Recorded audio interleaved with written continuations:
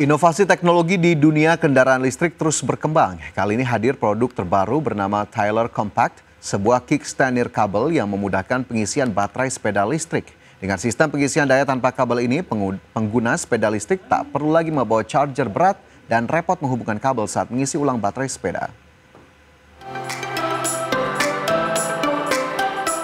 Tyler Compact terdiri dari kickstand khusus yang dipasang pada rangka sepeda dan sebuah pad pengisian berdaya 150 watt. Ketika sepeda diparkir di atas pad ini hanya dengan menurunkan kickstand, perangkat akan otomatis menghubungkan adaptor ke baterai sepeda untuk memulai proses pengisian. Sistem ini kompatibel dengan berbagai jenis sepeda listrik, termasuk e-moped dan e-kick scooter, dan mampu mengisi baterai 36 volt berkapasitas 500 Wh dalam waktu sekitar 3,5 jam. Salah satu keunggulan Tyler Compact adalah tingkat efisiensi dan kemudahan penggunanya. Pengguna tidak perlu repot mencari colokan listrik ataupun membawa charger kemana-mana. Selain itu, sistem ini juga sangat scalable di mana satu stop kontak 230 volt dengan arus 16 ampere dapat mengoperasikan hingga 24 pad pengisian sekaligus.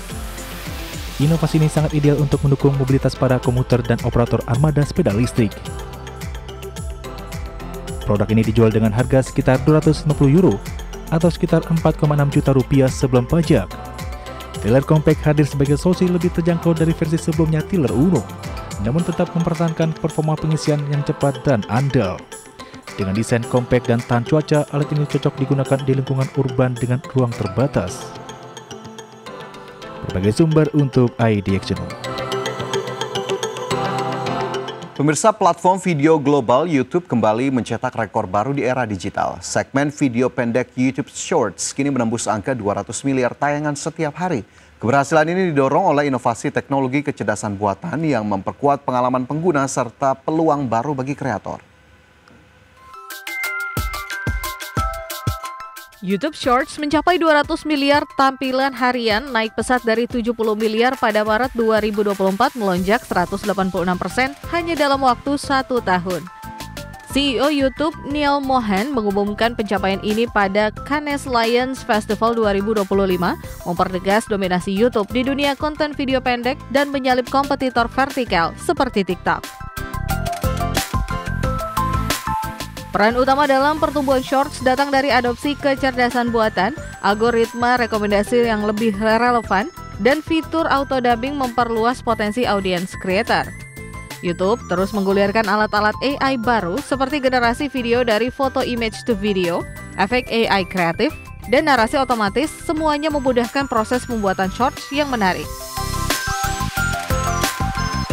Fitur AI terbaru di Shorts seperti VEO3 dan AI Playground memungkinkan kreator mengubah gambar diam menjadi video pendek, menambah animasi, hingga membuat efek visual unik dalam hitungan detik. Langkah ini kian mempercepat produksi konten viral berkualitas tinggi dan memperbesar peluang keterlibatan kreator di seluruh dunia. Berbagai sumber iDXChannel. Induk usaha Google yakni Alphabet mencatat kenaikan pendapatan sebesar 14% di kuartal 2 2025 secara tahunan. Dari kenaikan tersebut, laba Alphabet meningkat 19% secara year on year. Perusahaan raksasa teknologi Alphabet mencatat pendapatan sebesar 96,4 miliar dolar Amerika Serikat di sepanjang kuartal 2 2025. Raihan tersebut meningkat 14% dibandingkan kuartal 2 di tahun lalu.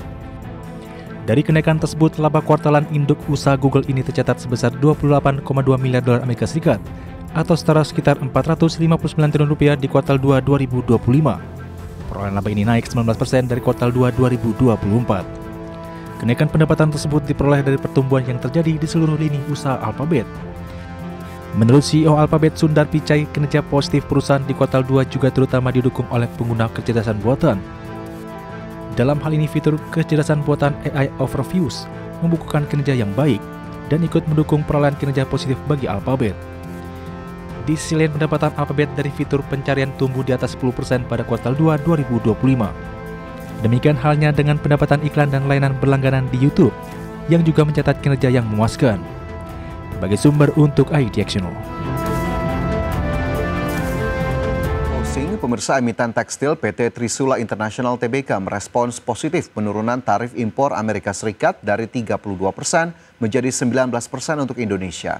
Di mana pada kuartal 1 2025 lalu, ekspor ke negeri Paman Sam memberikan kontribusi sekitar 27% terhadap total volume ekspor perseroan.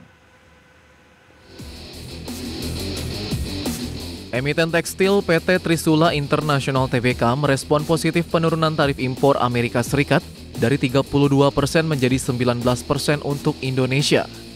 Di mana pada kuartal 1 2025 lalu, ekspor ke negeri Paman Sam memberikan kontribusi sekitar 27% terhadap total volume ekspor perseroan, sekaligus menegaskan posisi pasar Amerika Serikat sebagai salah satu kontributor penting bagi kinerja ekspor perusahaan.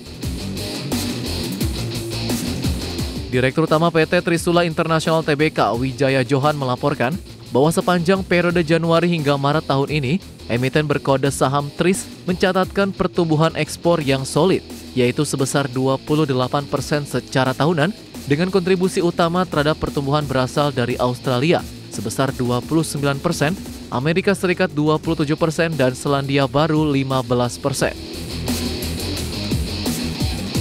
Lebih lanjut, penjualan keluar pasar inti perseroan juga tumbuh sebesar 44% secara tahunan, yang menunjukkan keberhasilan strategi ekspansi global secara berkelanjutan, termasuk pembukaan akses ke pasar baru, penguatan hubungan dengan pelanggan internasional, serta penyesuaian strategi pemasaran dan distribusi sesuai dengan karakteristik masing-masing negara.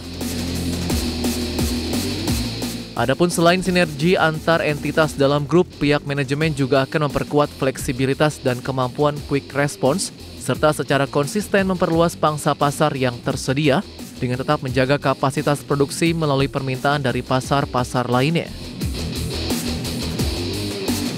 Berbagai sumber IDX Channel. PT Bumi Serpong Damai Tbk atau emiten berkode saham BSDE mencatatkan marketing sales sebesar 5,08 triliun rupiah pada semester 1 2025. Capaian ini setara dengan 51% dari target tahunan yang ditetapkan sebesar 10 triliun rupiah.